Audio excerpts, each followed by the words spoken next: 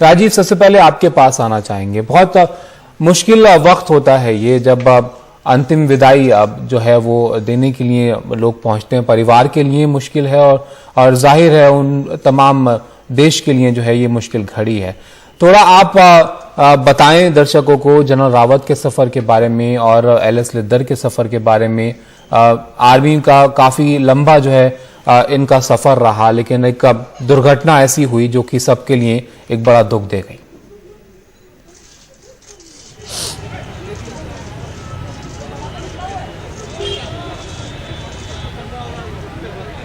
रावत को श्रद्धांजलि दे रहे हैं।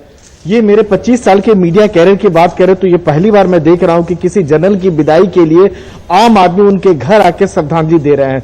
ये पहली बार इस तरह हो रहा है कि संसद की अगर बात करें तो संसद लगातार शीतकालीन में हंगामे के साथ शुरू होता था, लेकिन पहली बार जो है आपको गुरुवार को ये देखने में आया कि दोनों सदनों की बात करें, चाहे लोकसभा राज्यसभा की बात करें, तो दोनों ने 2 मिनट का मौन रख के जो है उनको श्रद्धांजलि दी।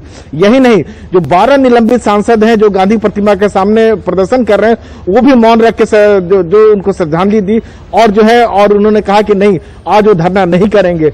जनरल रावत की जहां तक कद की बात करें तो उनकी अहमियत का अंदाजा इसी बात से लगाया जा सकता है कि जब उनको 5 साल पहले सेना प्रमुख बनाया गया था तो वो सबसे सीनियर मोस्ट आर्मी में नहीं थे।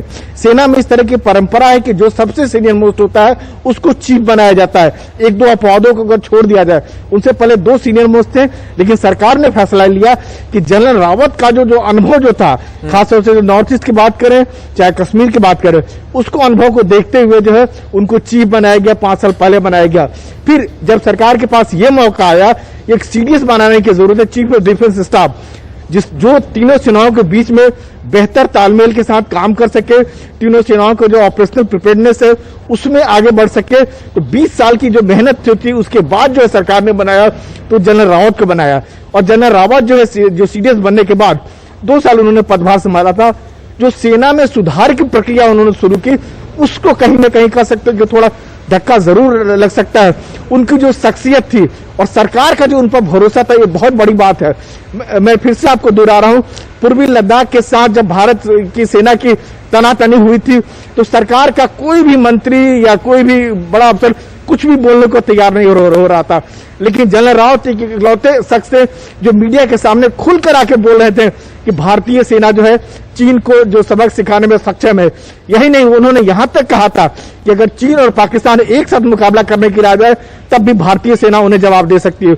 उनकी अगुवाई में आपको याद होगा कि 2017 में डोकलाम में भारतीय सेना ने किस तरह जो 73 दिन का जो तनातनी चला था उसके बाद पीछे हटने को मजबूर किया। तो उन्होंने सेना में कई तरह के कह सकते हैं कि जो सुधार की प्रक्रिया शुरू की थी, थिएटर कमांड की बात की थी, सेना में जो खरीद होती तो उसको लेके बात शुरू की थी कि अब जो खरीद जो होगी वो इस तरह के हथियार लिए जाएंगे जिसका इस्तेमाल दोनों सेनाएं कर सकी।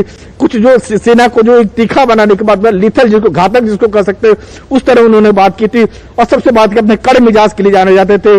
सेना के अंदर वो साफ तौर पर कहते थे कि भ्रष्टाचार हमें किसी भी सूरत हाल में नहीं चाहिए। वो स्वदेशी हथियारों को बढ़ावा देने की बात करते थे। तो सेना के अंदर जो कई सारे उन्होंने कामकाज शुरू किए थे उसको जरूर धक्का लगा है और अब जो हमारे बीच वो नहीं रहे, इसकी भरपाई किसी भी सूरत हाल में नहीं हो सकती है।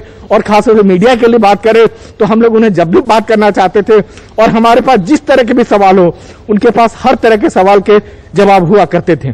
जी बिल्कुल, एक बड़ा अनुभव उनका रहा जनरल रावत का और कई सारी उपलब्धियां रही उनके करियर में, जैसे कि राजीव आप बता रहे थे।